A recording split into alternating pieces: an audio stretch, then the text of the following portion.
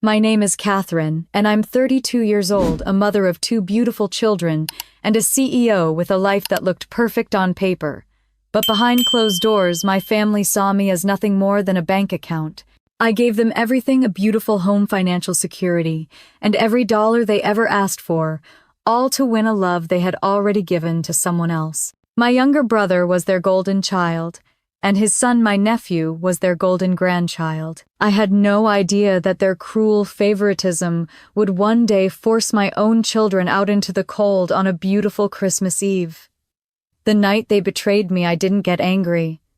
I just got quiet, because I knew they had no idea what was coming next. This is the story of how my family tried to break me, and how I broke them instead. This is a story about a woman who gave up everything only to lose it all to the ones she loved most. But what they didn't realize was that I had a plan that would change everything, and it started with a single phone call. Let me take you back to where it began. If you looked at my life from the outside, you'd probably think I have it all. I'm the CEO of my own company, a private clinic called Hopewell Health, in a nice suburban town in Connecticut. We specialize in pediatric care, and we do good work. Real good work. It took a lot of late nights and a lot of sacrifices to get here. I graduated at the top of my class, worked 2 jobs while raising 2 kids on my own, and started this whole thing with nothing but a shoestring budget and a mountain of student debt. Every dollar I made, I earned. Every success I have, I built it with my own 2 hands. But none of that seemed to matter to my family. The fact is, for as long as I can remember, I've been the one holding everything together. From the time I was a little girl, my parents, Martha and Richard, always looked to me to be the responsible one. If something went wrong, I was the one who had to fix it. If someone needed a favor, I was the one who had to do it. My little brother Patrick was the exact opposite. He was the golden child, the one who could do no wrong. He was 2 years younger than me, but he acted like he was 10. He never had to lift a finger, never had to think about a single consequence. If he got into trouble, my parents would laugh it off as just boys being boys. If I got a B on a test, it was a lecture about how I needed to work harder. It was a pattern that never stopped. I worked and worked while Patrick drifted from one dead-end job to another, always with a new excuse about why this one wasn't right for him. He was a bright kid, really. He could have done anything he wanted, but he never had to. He knew my parents would always bail him out, and for years I watched it happen. Then, about 5 years ago, I decided to do something big. I had a vision for a healthcare model that put patients first, and I found some partners who believed in it too. It was risky, and it was the hardest thing I've ever done, but it paid off. Hopewell Health was a success, and with that success came the kind of money I'd only ever dreamed of. The first thing I did was buy my parents a house. They had been living in a small, cramped apartment for years, and I wanted to give them something better. I found a beautiful 3-bedroom condo in a great neighborhood, and I put the down payment on it myself.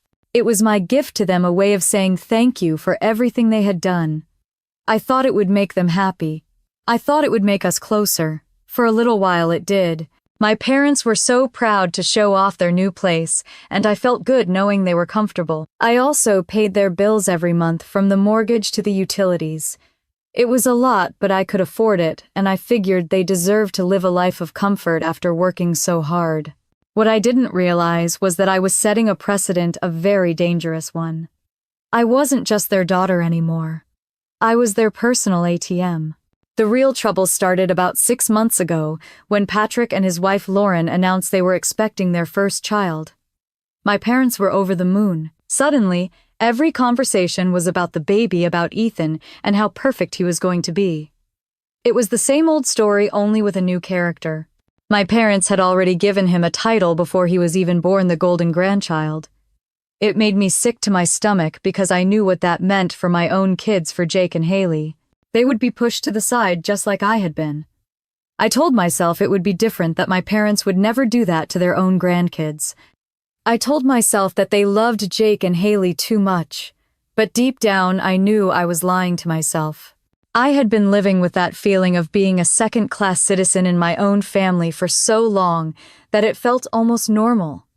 I figured I could handle a little more of it. What I didn't know was just how far they were willing to go.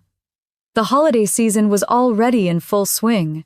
The house was decorated with lights and garlands, and every store was playing Christmas music. It was supposed to be a time of joy and togetherness, but for my family, it was a countdown to a complete disaster.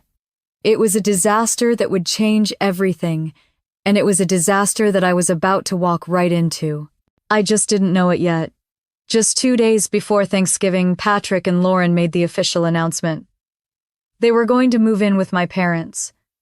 Not for a few weeks, not for a few months, but indefinitely. They had sold their apartment in Boston and needed a place to stay while they figured things out. My parents, of course, were thrilled. They didn't even consult me. They just told me it was happening. I was too stunned to argue. A week later, a moving truck pulled up to the condo I had bought for my parents. I was there with Jake and Haley, and my parents were practically bouncing with excitement. Patrick and Lauren's things poured out of the truck, box after box of designer furniture, expensive baby gear, and things that looked like they belonged in a magazine. I remember seeing a brand new gleaming white high chair that must have cost at least $500. My parents ooped and ahed over every single item, talking about how Ethan was going to love it all. Meanwhile, my own kids were standing there quietly holding a couple of their old, slightly scuffed toys. Jake had a chipped plastic race car, and Haley was clutching her favorite doll whose hair was a tangled mess from years of love. No one even noticed them. It was as if they were invisible. That was the moment it started to feel real. The shift. The moment my family, the one I had worked so hard to keep together, was splitting into two distinct groups. On one side was Patrick Lauren and their precious Ethan, the VIPs. On the other side were Jake Haley and me, the afterthought. The first few weeks were a blur of chaos. The house was constantly loud, but not with happy sounds. It was the sound of Patrick and Lauren arguing about where to put their things, or the sound of my mom Martha shushing my kids every time they laughed too loudly. "Be quiet," she'd whisper, her eyes darting toward the baby monitor. "Ethan's sleeping." One afternoon I came home from work to find Jake looking dejected, sitting alone on the stairs. I asked him what was wrong, and he just shook his head. I saw his favorite video game console was missing from the living room. My dad Richard came in and explained, "Oh, we moved it down to the basement. It was a little too noisy. Patrick and Lauren need a quieter space for their work." I felt a hot wave of anger surge through me. The basement. It was cold and damp and full of storage boxes. That was where my son's things belonged now, not on the main floor where they might disturb the golden grandchild. I tried to talk to my parents about it later, but they just brushed me off. "You're making a big deal out of nothing," Catherine, my mom, said with a sigh. "We just need to make a few adjustments to make sure everyone is comfortable. We all live here now." But the adjustments were only ever one way. My kids were the ones who had to give things up. They were the ones who had to be quiet. They were the ones who were being pushed out little by little. Haley, my sweet little artist, had to stop practicing the piano in the living room because it was too loud for Ethan. My dad even went so far as to cover the piano with a thick blanket. My mom told me it was just temporary, but I knew it wasn't. I knew it was a symbol of what was happening. My daughter's creativity, her joy, was being silenced to accommodate a baby who couldn't even talk yet. I felt like I was losing my mind. I would come home from a stressful day at the hospital and walk into a home that was no longer a sanctuary, but a source of constant stress and anxiety. The tension was so thick you could cut it with a knife. One evening, I found myself in a quiet corner of the kitchen trying to catch my breath. I had just finished dealing with a minor crisis at work, and now I had to brace myself for the one waiting for me at home. I closed my eyes and whispered to myself, "This can't go on. This can't possibly go on." I knew I needed to do something, but I couldn't just pack up and leave. I had 2 kids. To think about 2 kids who had already been through so much with my divorce. I couldn't just uproot their lives again, could I? I felt completely trapped, and for the first time in my life, I couldn't see a way out. I was so focused on trying to fix everything that I couldn't see the real problem. I couldn't see that the home I was trying to save was already broken. That was the hardest part, the feeling of being broken inside my own home. My house, the one I had bought, had become a living museum of everything I was not, and everything my kids were not. Every day felt like a lesson in how to be invisible. The lessons started with the little things.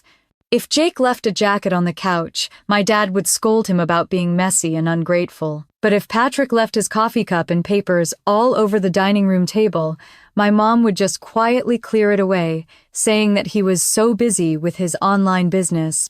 My kids were walking on eggshells, constantly afraid of doing something wrong. They would ask me with their sad little eyes if they could just go to their rooms to play. I would tell them of course they could. It broke my heart every single time. One Tuesday evening I came home from a particularly long day. I heard soft muffled music coming from upstairs. It was a piano, but it sounded off like someone was playing with their hands wrapped in thick blankets. I walked up the stairs following the sound, and found Haley sitting at the beautiful black piano I had bought for my parents' anniversary. Her hands were moving over the keys, but the sound was muted. My mom had stuffed towels inside the piano to soften the sound so it wouldn't wake Ethan up from his nap. My sweet, talented Haley looked at me with tears in her eyes. Grandma said it was too loud, she whispered, her voice barely audible. She said I could only play when the baby was awake. I felt my blood run cold. Haley had loved that piano. She was so good at it. It was her happy place. And my parents, her own grandparents, had taken that from her. They had taken her joy and silenced it. I walked into the living room where my mom was watching television with a smug look on her face. "Mom, what is this?" I asked, my voice shaking a little. "Why did you do that to the piano?" She didn't even look away from the television screen. "Well, Ethan needs his rest, Catherine. It's for the best. We can't have him waking up all cranky." I couldn't believe what I was hearing. He's a baby mom. He can handle a little noise. Haley loves to play. You're taking that away from her. My mom finally turned to look at me, and her expression was pure ice. "You're always so dramatic, Catherine.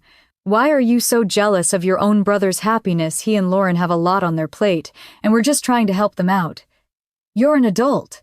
You can handle a few minor inconveniences." She made it sound like I was the problem. She made it sound like my children's feelings were inconveniences. That was the moment I realized this wasn't just about a baby's nap. It was about control. It was about power. And they were using my kids to hurt me. Later that week, I had lunch with my friend Olivia. She's a fantastic nurse at Hopewell Health, and she's one of the few people I can talk to honestly. I told her everything. I told her about the piano, about the video games, about the way my parents looked at my kids now. Olivia listened patiently, her face full of concern. When I finished, she just shook her head. "Catherine, I'm so sorry. That's not a family. They are not treating you like their daughter. They're treating you like a boarding house guest. They're just tolerating. And they're treating your kids like an annoyance." Her words hit me like a ton of bricks. A boarding house guest. She was right. I wasn't their daughter anymore. I was a resource, a bank account, a free babysitter. And my kids were just baggage that came along with me. For the rest of our lunch, we talked about what I could do. Olivia pointed out something I hadn't even considered. "You're not trapped, Catherine. You're the one with the power. You're the one who owns the house. You're the one who pays the bills. They're the ones who need you. You just need to realize that. You need to stop trying to fix everything for them and start thinking about yourself and your kids." Her words gave me a new kind of clarity. A cold, hard clarity that cut through all the confusion and all the emotional manipulation. I saw the situation for what it was, a business transaction, and I had been giving them everything while getting nothing in return. It was time for me to take back control. The next step was going to be difficult, but I knew what I had to do. I had to start making a plan. And this time, it was a plan that didn't include them. After my conversation with Olivia, a switch flipped in my brain. I stopped trying to be the perfect daughter and the perfect sister. I started being a CEO again, a woman who looks at a problem and finds a solution, not a woman who lets her emotions get the best of her. The first step was to put up a wall. I made myself emotionally unavailable to my family, which was harder than I thought it would be. I started coming home later from work. I ate dinner in my room with the kids. I went from being a constant presence to a ghost in my own house. My parents noticed, of course. My mom even tried to bring me a plate of food one night. "We miss you at dinner," she said with a forced smile. I looked at her, and all I could see was the woman who had put towels in Haley's piano. "I'm tired, Mom," I said. "It's been a long day at work." She left, but I could feel her staring at my back. I knew she didn't like losing control, not one bit. At the same time, a problem at work had started to get my full attention. We had been working on a new pediatric health program for months, a project that was a big deal for us. It was a unique approach to patient care, and we were counting on it to bring in new contracts. But a rival clinic, a smaller place called Stamford Pediatrics, seemed to be one step ahead of us at every turn. They were pitching ideas that were eerily similar to ours, almost like they had an inside scoop. I couldn't figure it out. My team was loyal. Our files were secure. I started to suspect corporate espionage, but I couldn't find any proof. Then a few days later, I was walking past Patrick's room. He had the door open just a crack, and I could hear him talking on the phone. No, they have a completely new structure for the first quarter," he was saying in a low voice. "They're going to be focusing on home visits and virtual care." My heart pounded in my chest. He was talking about Hopewell Health. He was giving away our business plan. I felt a wave of nausea wash over me. I wanted to storm in there and scream at him to ask him how he could betray me like this. But I didn't. Instead, I stood there silent and listened. He hung up the phone and I heard him laugh. "Yeah, that should get us a few $1,000s," he said to Lauren. "They're suckers." I walked away from the door, a cold fury rising up inside of me.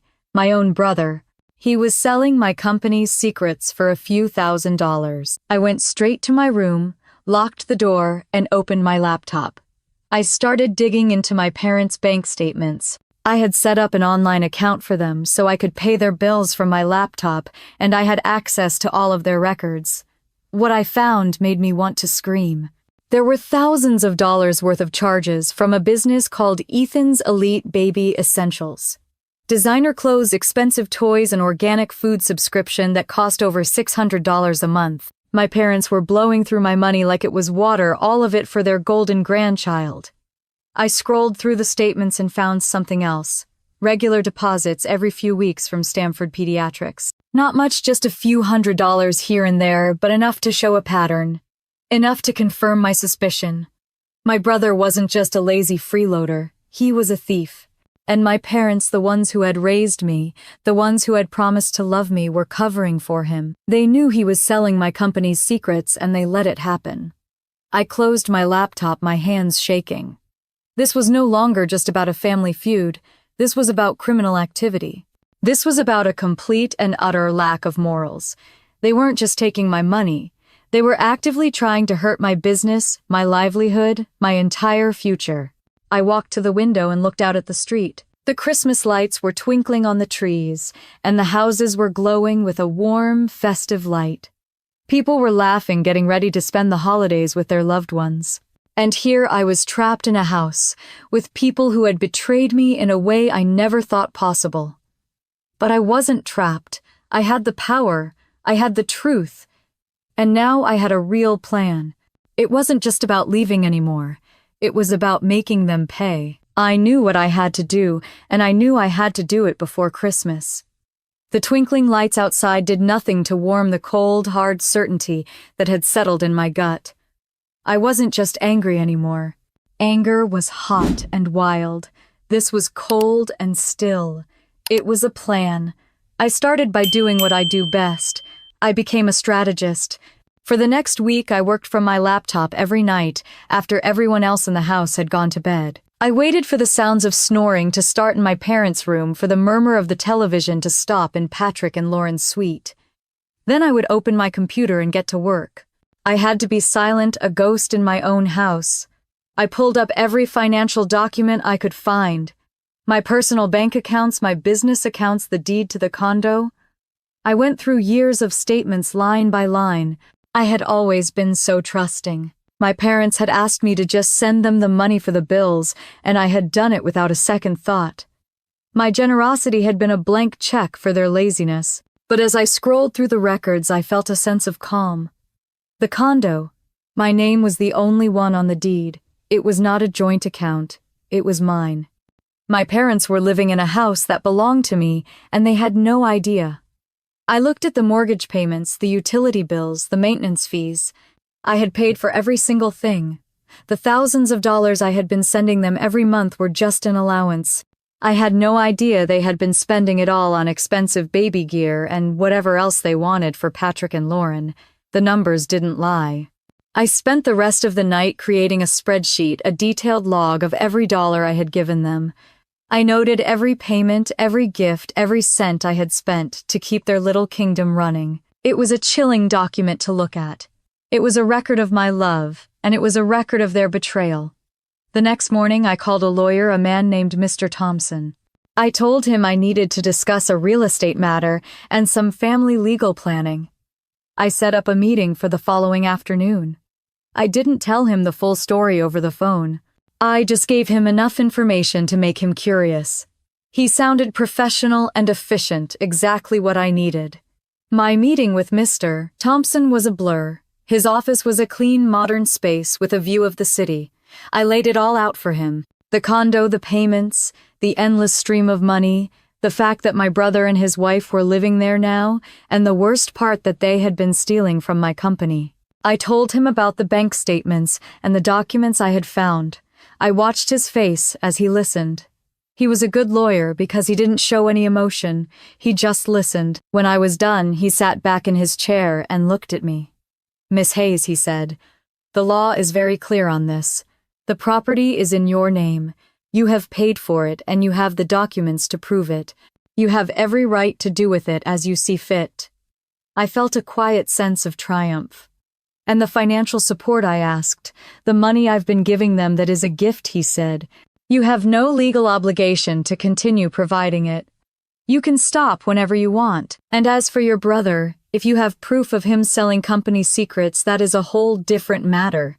That is a serious crime." "Do you have proof?" I nodded and slid a folder across his desk. Inside were the bank statements highlighted with all the payments. He looked them over, a small frown on his face. He leaned back in his chair again. "You've been very thorough, Miss Hayes. Most people don't come in with this much information. It seems you have a very solid case." I knew what I had to do next. I had to serve them with a formal notice to vacate the premises, and I had to stop their financial support. I had to cut them off. It was the only way to make them understand. I told Mr. Thompson what I wanted to do, and he gave me a few options. I walked out of his office with a plan in hand. The world outside looked different now. The cars, the people, the buildings, they weren't just a part of the background anymore. They were part of a world I had a place, in a world I had earned. I felt a sense of power I hadn't felt in years. I was no longer the little girl who had to fix everything. I was a CEO, a business owner, a mother who was about to fight for her children. I was ready. After I left the lawyer's office, the feeling of empowerment was still with me. It was a shield protecting me from the emotional wreckage waiting for me back home. I knew what I had to do. The plan was in motion. The final deadline was Christmas Eve. I had just 2 days left to make my move. When I got home, the house was a mess. It was always a mess now. Patrick and Lauren's things were everywhere. Their baby gear had taken over the living room. Their paperwork was spread out on the dining table. I walked through the chaos, feeling a sense of quiet detachment. I wasn't angry anymore. I was just focused. Dinner that night was a tense affair. The 5 of us sat around the dining table with an empty chair where my parents were supposed to be. They were in the living room cooing at Ethan. They had made a new rule that Ethan needed a calm atmosphere for dinner, and apparently my kids were too much to handle. "I can't believe they won't even eat with us," Jake whispered to me. "They just want to be with Ethan." My heart ached for him. "It's okay, honey," I said, my voice as calm as I could make it. "We'll have our own dinner." Patrick and Lauren just ignored us talking over our heads about some new gadget they wanted for Ethan. I felt the familiar burn of frustration, but I held my tongue. I knew my time to talk was coming. Then Patrick turned to me, a smirk on his face. "So, Catherine," he said, his voice dripping with condescension, "you know this apartment is getting a little cramped. Lauren and I were talking, and we really need a bigger space. It's not really fair for us to have to work from a dining table when you have a whole home office to yourself. I looked at him, surprised by his audacity. He was essentially telling me to give him my home office in the house that I paid for. I took a deep breath. "This is a 3-bedroom apartment, Patrick," I said. "There's plenty of room." Lauren chimed in, her voice sweet as sugar but with a sharp edge. "Oh, but Catherine, you don't understand. We have a baby now. He needs his own space. He needs a nursery, a playroom. We just don't have enough room here." I couldn't believe what I was hearing. "You have your own bedroom," I said, my voice still calm. "And you have the living room and the kitchen. What else do you need?" Patrick laughed, a cold, empty sound. "What else do we need? We need space for our stuff, Catherine. We need space for our lives. We can't just live on top of each other forever. You have a huge house. You have a lot of money. You could just buy us a bigger place. It would be so much easier for everyone." The sheer nerve of him. He was not asking, he was demanding, and he was doing it right in front of my kids. My hands were shaking under the table. I looked at Jake and Haley. Jake's face was white and Haley's eyes were wide with fear. They were terrified. I knew I couldn't let this go on. "I'm not buying you a house, Patrick," I said, my voice firm. "You're an adult. You need to take responsibility for your own life. This is not my problem." The words hung in the air for a moment. Patrick's face flushed with anger. "How dare you?" he said, his voice rising. "I work all the time. I'm a provider. I'm a father. I have a family to take care of. You don't know what that's like, Catherine. You don't know anything about being a real parent. You don't know how to raise kids." That was it. That was the line. He had attacked me, my life, my kids. He had said the one thing that was unforgivable. All the anger I had been holding back, all the hurt, all the betrayal, it all came to a head. I stood up from the table, my hands clenched into fists. I looked at my brother, the man I had spent my entire life protecting. "You listen to me, Patrick," I said, my voice low and dangerous. "You have no idea what it's like to be a parent. You have no idea what it's like to have to fight for your children. You have no idea what it's like to be me." My parents came rushing in from the living room. "What's going on here, my dad?" asked, his face red with anger. "Why are you yelling at your brother, Catherine?" "I'm not yelling," I said, my voice still low. "I'm just telling him the truth. And the truth is, he's a thief and he's a coward.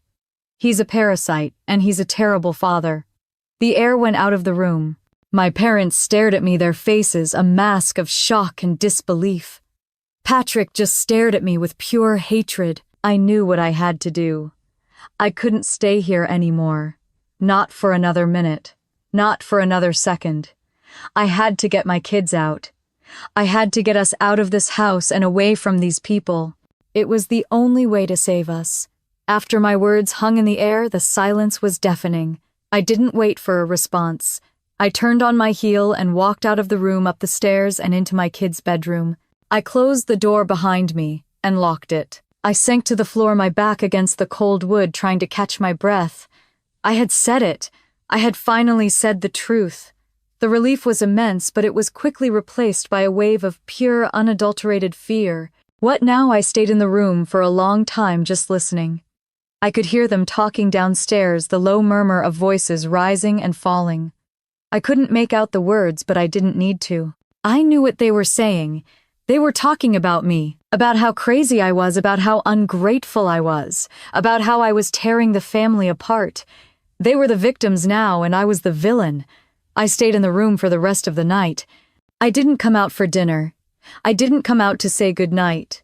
I just stayed there in the dark with my kids sleeping soundly in their beds. I felt a sense of peace I hadn't felt in weeks. I was in my own little bubble, and no one could get in. The next day was Christmas Eve. I had a 12-hour shift at the hospital. I woke up early before anyone else was awake and got ready. I went into the kids' room and kissed them both on the forehead. I whispered in their ears that I loved them and that I would be home as soon as I could. They just mumbled in their sleep, and I smiled. It was a perfect moment, a perfect bubble of peace before the storm. I drove to the hospital in a daze. The world outside was so festive, so bright, but all I could think about was the dark house I had left behind. I knew I couldn't go back there. Not ever. I had to get us out. I just had to find a way. My shift was a blur. I was so distracted I made a few mistakes. Nothing major, but enough to get a stern look from one of the other nurses. "You okay, Catherine?" she asked, her voice full of concern. "You seem a little off today." "I'm fine," I said, forcing a smile. "Just a long night." She didn't press it. The day went on, and I went on with it. I gave injections. I checked charts. I talked to parents. My body was on autopilot, but my mind was a million miles away. Around 7 o'clock that evening, my phone buzzed in my pocket.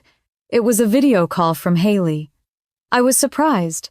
My kids never called me at work. I took a deep breath and stepped into a quiet room. I answered the call and my heart dropped into my stomach. Haley's face was on the screen, but it was not the happy, smiling face I knew and loved. Her cheeks were streaked with tears, and her eyes were red and puffy. She was shivering, and her teeth were chattering. "Mommy," she whispered, her voice barely audible over the sound of the wind. "Please, can you come home, Haley? What's wrong?" I asked, my voice a mix of fear and confusion. "Where are you?"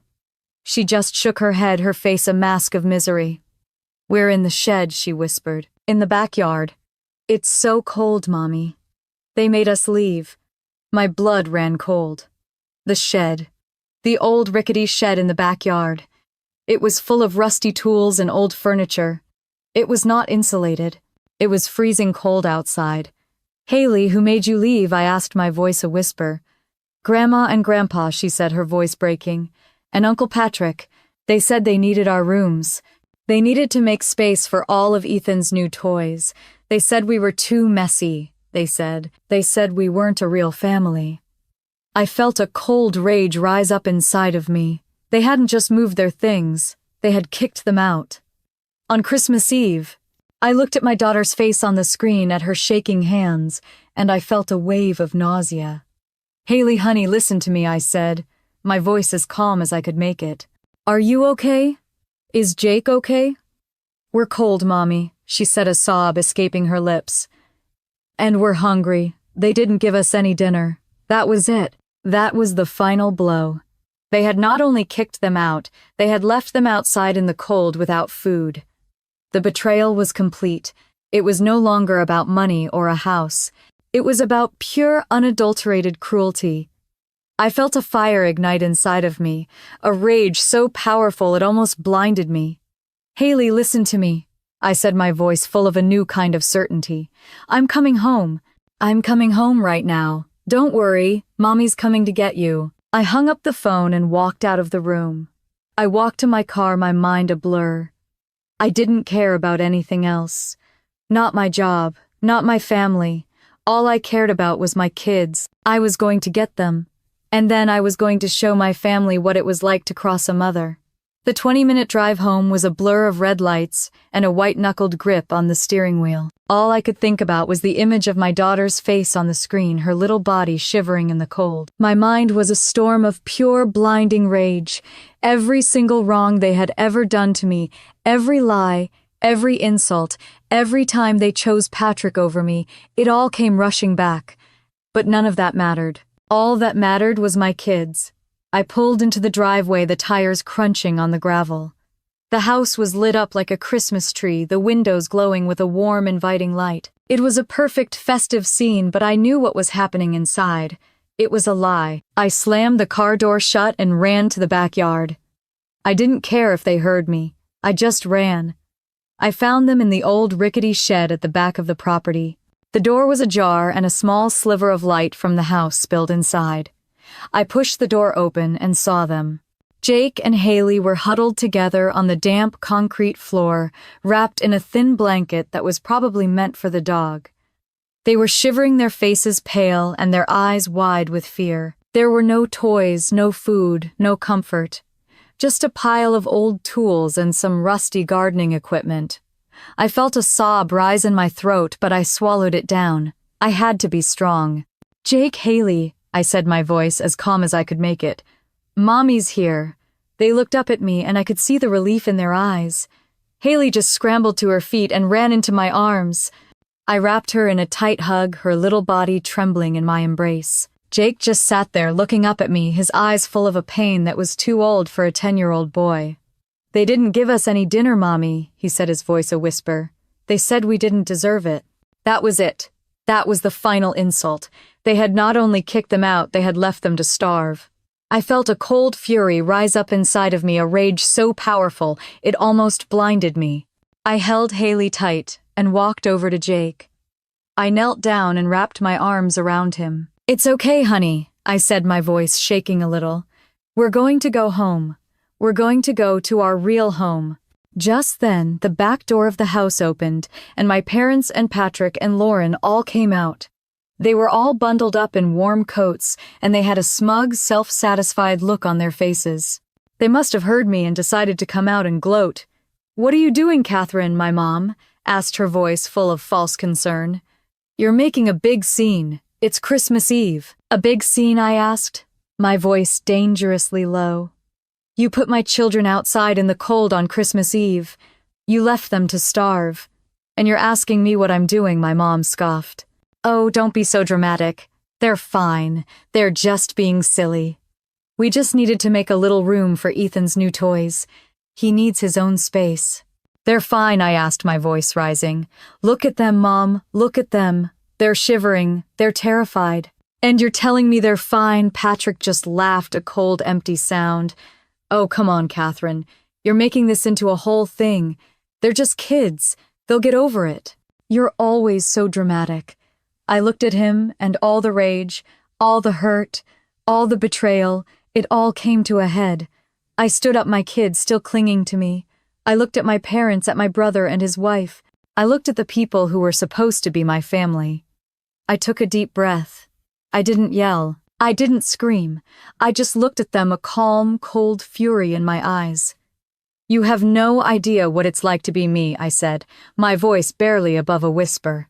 "You have no idea what it's like to have to fight for your children. You have no idea what it's like to be a real mother." My words hung in the air for a moment. They just stared at me, their faces a mask of shock and disbelief. They had never seen me like this before. They had never seen the woman I truly was. I turned to my kids, and I looked into their tear-filled eyes. I gave them a small, sad smile. "It's okay," I said, my voice a whisper. "It's time for us to go." I gave them a small, sad smile. "It's okay," I said, my voice a whisper. "It's time for us to go." They stood frozen, their faces a mask of shock and disbelief. My mom had her hand over her mouth, and my dad was just staring at me with a bewildered expression. Patrick's smug grin had disappeared, replaced by a look of pure confusion. They didn't move. They couldn't. They were too stunned to do anything but stare. I didn't give them a chance to react. I just took my kids' hands and walked past them, my head held high. I felt like I was walking through a field of ghosts. I was in a bubble of my own, making a bubble that was filled with my kids and the love I had for them. Nothing else mattered. I went inside the house, grabbed the 2 suitcases I had packed the night before, and put them in the trunk of my car. I went back inside, grabbed a jacket for each of the kids, and wrapped them in warm scarves. I looked at the house one last time, at the twinkling Christmas lights and the festive decorations, and I felt nothing. No nostalgia. No sadness. Just a sense of finality. I went into the kitchen and grabbed a pen and a piece of paper. I wrote a short, simple note. It said, "I am leaving. The house is on the market. The money has been cut off. Please be out in 2 weeks. I will see you in court." I didn't sign it. They would know who it was from. I left it on the kitchen counter where they would be sure to see it. I walked out of the house, took one last look at the place that had been my prison, and got into the car. I didn't look back. I just started the engine and drove away. The roads were empty and the air was still. It was Christmas Eve, and I was driving away from my family, from the only home my kids had ever known. And I felt a sense of peace, a deep, profound sense of peace. We drove for a few minutes in silence. The kids were quiet, just looking out the window at the passing lights. "Mommy, where are we going?" Haley asked, her voice small. "We're going to a friend's house," I said. "We're going to stay there for a few nights, and then we're going to go to our new home. A real home." "A real home?" Jake asked, his voice full of hope. "A real home," I said, my voice choked with emotion. "A home where we will be a family. A home where we will be loved for who we are." Just then, my phone rang. It was Patrick. I looked at the screen and felt a small, triumphant smile spread across my face. He had seen the note. He had seen the truth. I answered the phone. "Catherine! What the hell are you doing?" he screamed, his voice full of a pure, blinding rage. "Are you insane? You're leaving. On Christmas Eve. What kind of a monster are you?" I took a deep breath. "I'm not a monster, Patrick," I said, my voice calm and steady. "I'm a mother, and I'm doing what I have to do to protect my children. Protect them from what," he asked, his voice full of disbelief. "From us, from your own family. We're the ones who took you in when you had nowhere to go. We're the ones who helped you. And this is how you repay us. You just walk out on us. You just leave us to starve." "Starve?" I asked, a bitter laugh escaping my lips. "You don't know the first thing about starving, Patrick. My kids were starving. They were starving for love. They were starving for a kind word. They were starving for a family. And you gave them nothing. You gave them a cold shed and an empty stomach. You gave them a lesson in what it feels like to be nothing." The phone was silent for a moment. I could hear him breathing heavily, the sound of his rage in the background. "You're making a huge mistake, Catherine," he said, his voice low and dangerous. "You have nowhere to go. You have no one to help you. You're going to fail, and you're going to come crawling back to us. And when you do, we'll be waiting. And you'll have to pay. You'll have to pay for this." I took a deep breath. "No, Patrick," I said, my voice calm and steady. "I'm not going to fail. And I'm not going to come crawling back, and I'm not going to pay. I'm going to win, and you're going to lose. You're going to lose everything. The house, the money, everything. The condo, by the way, is 100% in my name. I'm selling it, and it's already on the market. You have 2 weeks to get out." The phone was silent. I could hear his gasp. He knew what that meant. He knew the truth. He knew that I had planned this. He knew that I had won. He was a thief, and I was the one who had caught him. He was a parasite, and I was the one who was cutting him off. "You're a monster," he said, his voice barely a whisper. "You're a monster, Catherine." I just smiled. "Maybe so," I said, "but at least I'm not a thief. Goodbye, Patrick." I hung up the phone and turned it off. I had said what I had to say. The silence in the car was no longer oppressive. It was a comfortable silence. A silence of freedom. My kids were with me. We were safe. And we were free. We had finally left the place where we were nothing. We were going to a new home, a new life, and this time we were going to build it all on our own. It was a new beginning, and it was going to be the best Christmas of our lives. My phone stayed off for the rest of the night. It felt good knowing I had cut that cord. The silence in my car and later in the temporary apartment I had booked was the most peaceful sound I had heard in months. The kids were exhausted but safe. I made them some hot cocoa and wrapped them in soft blankets, and for the first time in a long time, I saw their shoulders relax. They weren't on guard anymore. They were home, even if it was just for one night. I didn't sleep a wink. I just sat there watching them sleep and thinking about everything. My parents, Patrick, the condo, the money. It all felt so distant now, like it had happened to someone else. It felt like a lifetime ago.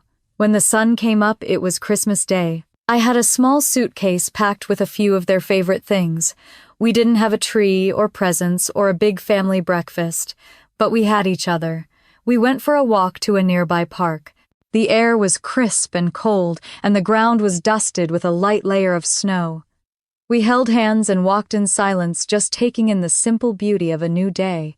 For the first time, I felt like we were starting over a real beginning with no past to hold us back. When we got back to the apartment, I knew it was time.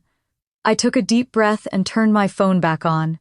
The screen lit up, and I watched my heart pounding in my chest as the notifications started to pour in.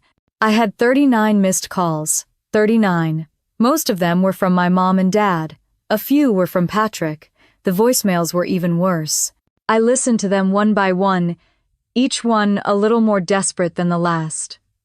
The first one was from my dad, his voice full of disbelief. "Catherine, what is going on? We got your note. You're being ridiculous. Please call us back." The next one was from my mom, her voice a little more frantic. "Catherine, where are you? Where are the kids? We are worried, sick. This is a cruel joke, honey. Please call us back. We need to talk." Then came a voicemail from Patrick, his voice full of pure rage. "You're a sociopath, Catherine. You know that, right? What the hell is wrong with you? We need to talk. Right now." The voicemails went on and on. Each one a little more desperate, a little more angry, a little more pathetic than the last. I could hear the shock in their voices, the complete and utter disbelief that I would actually do this. They had never believed I would leave. They had never believed I would actually cut them off. They had always thought I was just a source of money, a resource they could exploit. But I was more than that. I was a person, and I was a mother. I had a few text messages too. They were just as bad as the voicemails. "Catherine, we can't believe you would do this. Your father is having a panic attack. You need to call him," the bank called. "Our accounts are frozen. Why are you doing this to us? Please call us back. We can fix this. Just call us back." The last one was from my mom.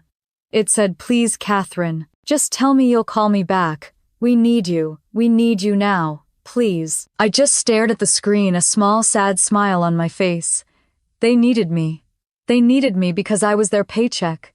They needed me because I was the one who was going to clean up their mess. They needed me because I was the one who was going to save them from their own stupidity. But I wasn't going to do it. Not anymore. I had done it for 32 years. I was done. I deleted the voicemails and the text messages without a second thought. I turned the phone off again and put it in my purse. I wasn't going to talk to them. Not now. Not ever. I had a plan and I was going to follow it. Later that afternoon, I received a call from my lawyer. He had sent over a formal letter notifying them that they had 2 weeks to vacate the premises and that all financial support had been terminated. He told me they had been trying to get a hold of him all morning, but he had refused to take their calls. It felt good to know that I had people on my side. I was no longer fighting this alone. I spent the rest of Christmas Day with my kids. We watched a movie, ate pizza, and laughed. We were a family. A small, tiny family, but a family all the same. We were safe, and we were free. We had finally left the place where we were nothing. We were going to a new home, a new life. And this time, we were going to build it all on our own. It was a new beginning, and it was going to be the best Christmas of our lives. The next few weeks were a quiet blur. We settled into our new temporary home, a small furnished apartment I had rented through a friend. It was nothing fancy, but it was ours. The kids were happy, and that was all that mattered.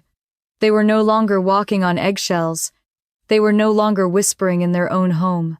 They were just kids again, playing and laughing and being themselves. For the first time in a long time, I felt like I could breathe. I spent my days at work and my evenings with my kids. I ignored the constant stream of calls and texts from my parents and Patrick. I didn't need to hear their desperation. I knew what was happening. I knew they were panicking, and I knew they were scrambling to find a way to get me back. The first blow came a week after Christmas. I was at work sitting in my office when I got a call from my lawyer, Mr. Thompson. "Miss Hayes," he said, "I have some news. Your brother Patrick has filed a lawsuit against you. He's trying to claim a stake in the property." I just sighed. I wasn't surprised. I knew this was coming. "On what grounds?" I asked. "He's claiming that the condo was a gift to the family," Mr. Thompson said. "That your parents were given a verbal agreement that they had a permanent right to live there. It's a flimsy case, Miss Hayes. He doesn't have a leg to stand on." "I know," I said. "But what about my parents? Are they on his side?" "They're on his side," Mr. Thompson said. "They're claiming that you are in breach of a familial contract. It's ridiculous, of course. We have the deed to the property, and we have your bank statements. The money you gave them was a gift. The law is very clear on this. We have a very solid case. I just listened, a quiet sense of triumph growing in my chest. They were so desperate. They were so blinded by their own entitlement that they thought they could just sue me and win. They thought they could use the law against me, the woman who had always followed the rules. The case went to court. It was a long, tedious process. The lawyers for my parents and Patrick were relentless. They tried to paint me as a cold, heartless woman who had abandoned her family. They talked about how I had left them with nothing, how I had turned my back on them. They brought up my divorce. They brought up my kids. They tried to make me look like a monster. But I was ready for them. My lawyer, Mr. Thompson, was a bulldog. He had all the documents. He had the deed to the property. He had the bank statements. He had everything.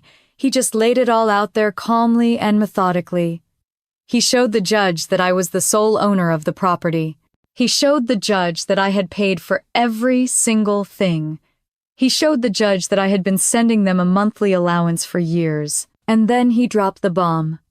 He presented the evidence of Patrick selling company secrets to my competitor, Stanford Pediatrics. He showed the judge the bank statements with the deposits from the rival company, and he explained what it was for.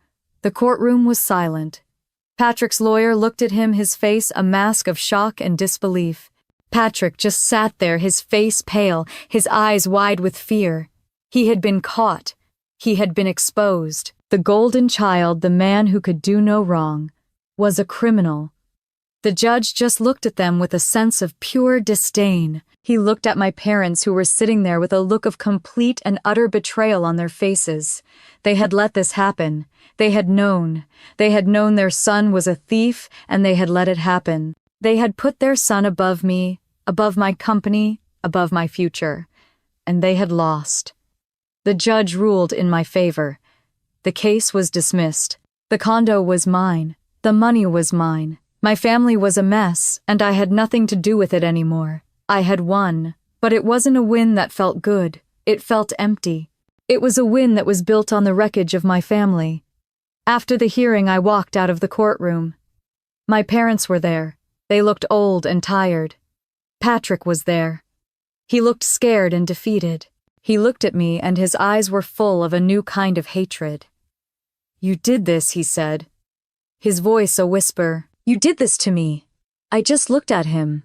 "No, Patrick," I said. "You did this to yourself." I walked away.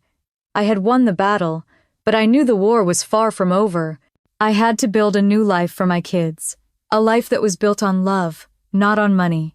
I had to teach them what it meant to be a family, a real family.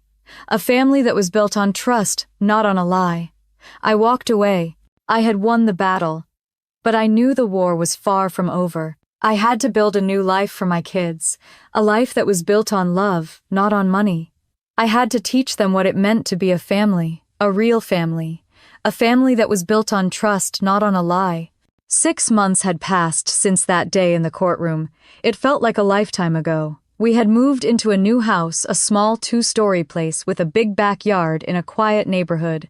It was nothing fancy, but it was ours. The walls were painted in bright, happy colors. The furniture was comfortable and new. And there was a beautiful black piano in the living room, a brand new one I had bought for Haley. She loved it. She would sit there for hours, her little fingers flying over the keys, and the sound of her music would fill the house with joy. Jake was doing so well. He had made new friends at school. He was playing baseball and he was happy.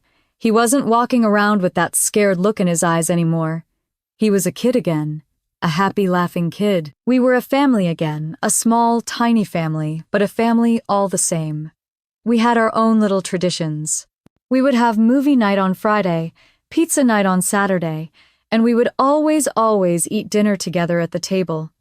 We would talk and laugh and share our day. It was everything I had ever wanted. The first few months were hard. I had to deal with the aftermath of my decision. The condo sold quickly, but it was a long, messy process. I had to deal with the lawyers and the paperwork and the constant calls from my family. I had to deal with the sadness of knowing that I had to do this. But I had no regrets. Not one. I knew I had done the right thing. As for my family, I don't know much about them now. I cut all contact. I blocked their numbers. I blocked them on social media. I didn't want to know. I didn't need to know. But I heard things. Little whispers from mutual friends. Little tidbits of information that made their way back to me. Patrick and Lauren had split up. The pressure of having no money, no place to live, and a baby had been too much for them. Patrick had lost his job after the lawsuit, and Lauren had to move back in with her parents. My parents had to sell all their things just to pay for a tiny apartment. They were living off of their savings, which were running out quickly. They had nothing now, no house, no money, no family. They were alone. I don't know if they regret what they did. I don't know if they ever think about what they did to me and my kids. But I don't need to know. What they did was unforgivable, and what I did was necessary. I had to do it. I had to do it for my kids. I had to do it for me.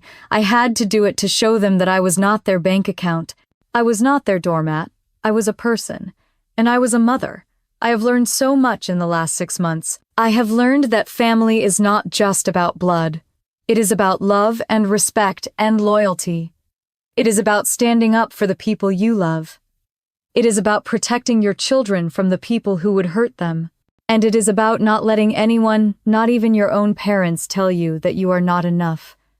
Sometimes, the greatest betrayals lead to the most necessary departures. What had seemed like an ending the day we packed our bags and left my parents' house had actually been a beginning of self-respect, of true independence, of showing my children what it meant to stand up for yourself and for those you love.